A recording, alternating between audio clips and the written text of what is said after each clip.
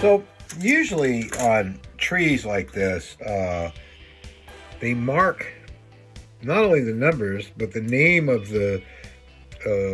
of the whole section. They usually, so that would be K, and there's no K anywhere on this. Luckily, I'm good at recognizing the parts, and there's this part right here. So I'm going to cut those free, and we're going to start gluing parts on. As you can clearly see, this part is definitely warped. Not the part I took off the tree, but the actual this itself. So when I glue this on, I'm going to glue this on straight and leave it like that. And then after it hardens up a bit, I might get some CA in there to fix that. But we're going to glue these parts on next. And all I'm going to do is use the plastic strut, which really does a good job. It works quite well and very quickly too. I have to say the detail on this model is really quite good. It's very crisp. Okay, now we're going to glue these little guys in. They go in the front here. So I'm just going to stick them in there and run some glue down the back. And this is an angled table. I guess originally they were doing some drafting up here in this building. Oh, that's just beautiful. Yeah, always the way. Okay. That's done. It was still wet enough. The other thing is this stuff's so thin, it's like thin CA. So there's what they call the capillary action that happens, and it just runs in between and bonds that quickly. Whew, that was fast. So let's do a little more here. I think my T is causing a shadow. So I'm gonna get some more of this. You can't even see the glue going in there. You just can't. You can see the glue just really goes in there quick, and then I press, and that's it. And these are stuck, see? So that's really good. So we got some more parts that go in the back here. So basically, this whole area is being shaped. There's some parts that go in the back there, which are F6, F7, F32. Okay, I built this model before, and not this exact one, but the resin kits. And so now I'm gluing on these little parts, and you see how this sticks out like that? This is delicate. This is very nice. This is really hard to do with resin kits. You've got to have an evacuator, an evac, and you need to have, or a pressure pot, and to really get that thin little parts to show up without bubbles. But this is just beautiful what they've done. And I'm going to press that. And then it sticks that quickly because it melts that quickly. What I'm doing is put a little bit on these fins so it leaks in and connects these together really well should something ever bump against it. That's looking really nice. So, I wish I had a tripod for this camera, but what I'm going to try to do is show you how quickly and well this works. In case some of you are still using tube type glues, this stuff is almost like thin CA if you do it right. Now I'm going to get a little more in there. This is, see, Elliot? This is all your fault. Of course it's your fault. Anyway, then I press it like that. That's done.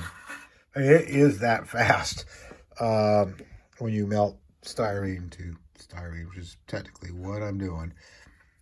There we go. I mean, I just shoved it there with my hand just like that, and it's down.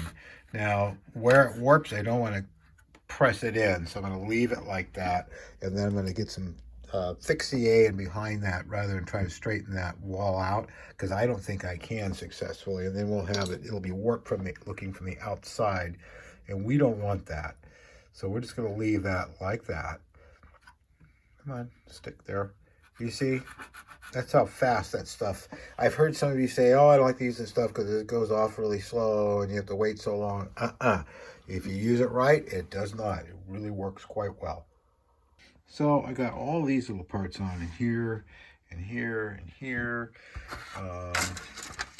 all the way back to here. They want me to do the guns next, and so I'm going to do those tomorrow because the day is running short. But you can see the guns where they go. And then there's still, even after the guns go on, then you got these other little parts that go on before we flip over the page tomorrow and start doing what? I guess they want me to start doing some stuff on the bottom, but there's still more parts to put on the top. There's quite a lot of parts in this, but we'll get to that stuff tomorrow.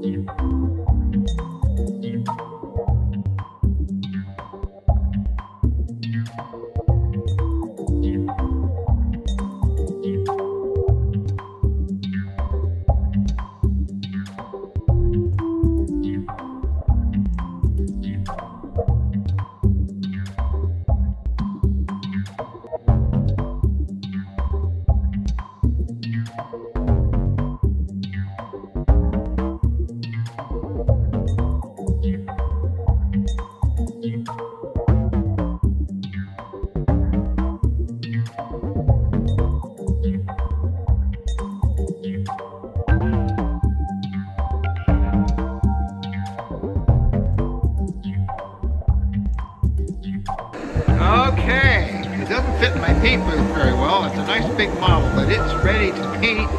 I'm going to use some flat white primer on it, being that it's not a shiny sports car. And also, it's really good for light blocking because primer is real opaque. So yeah, I'm going to use that, get it all primered white, and I'm going to let that dry for today.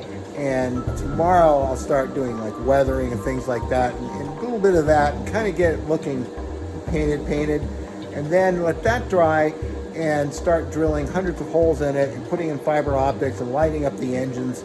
And also we've got lights in here, I recall, that make this whole area glow, and in here, because you have a lot of window lights down the sides, we have a lot of them up in here, a lot of them up in here.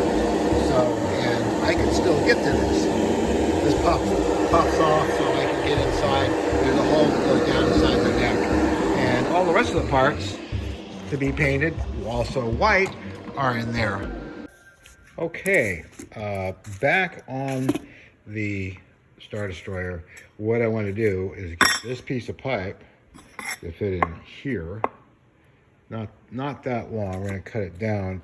And then this part here, I'm on the cell phone today, fits in there rather well. And of course that's our coupler attached to the model and attached to the base. Now I've got center marked. I want to be able to sink this down in there, and what I'm going to do is use that drill press over there, and I'm going to drill a hole in it with one of these bits. I forget what they're called exactly. Huh, don't that figure. I have a problem because my drill press isn't big enough of being able to get to that spot. We're going to think on this for a minute, or go out and get a bigger drill press. My solution was to make it a little off center, which works. I mean, it's only an expert or someone with a measuring tape would know. Now let's keep and get the tube in. I didn't go all the way through. So here we got a nice post in here, and it's very solid. And the bottom, there's just enough room to pass the cables through. This part fits in here, like that. It's in there, okay? And when the model actually is finished, it's got this plug on the bottom. Reminds me of something that they had actually used in the studio. I did not want this in this ball. In the past, that's where I put it, and I just don't like it because that's kind of a major feature.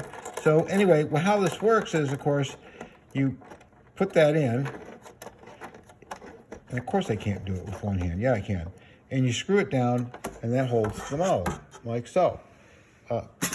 Like so.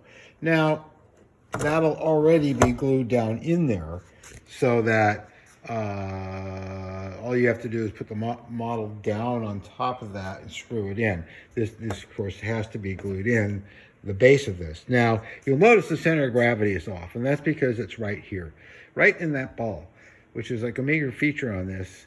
And if you look up underneath, I really didn't want to have this going through, and it probably tightening up would crush that down. So simple solution, since I do so much with model airplanes and submarines, is I've got lots of lead weight around. And so I'm just going to put that weight up there, and look at that. Magically, she's nice and level. So that's all I had to do. And that's going to be just as solid as can be on this base, and the base is not going to go anywhere. So now I can run cables through this and hook up cables to this to connect to my LEDs. And what's great about this is when I ship it, I can take this model off the base, because shipping it on this base is a disaster. And that's the end of part 2.